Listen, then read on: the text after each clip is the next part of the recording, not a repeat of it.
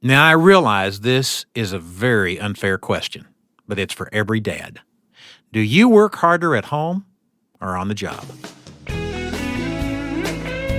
This is Real Family Life with author and speaker Dennis Rainey.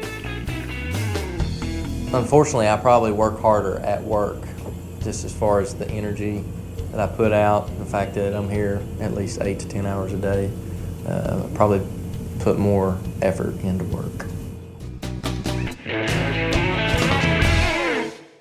A friend of mine has a 3x5 card on his desk that says, "Leave some for home." He realized that without that reminder, he'd go home with no energy for his wife and children. His job was that draining. Now I want you to know I believe in giving an employer a full day's work. But too many fathers give almost everything they have to their jobs and leave nothing over for their family. If you switch the energy you give to your job with the energy you give to your home and family, would your work suffer? We need to balance things out if the next generation is to get the kind of leadership it needs. One final thought. Men, I want to challenge you this week to try to love your wife, manage your own household, and raise your children with the same level of energy and creativity that you apply at work.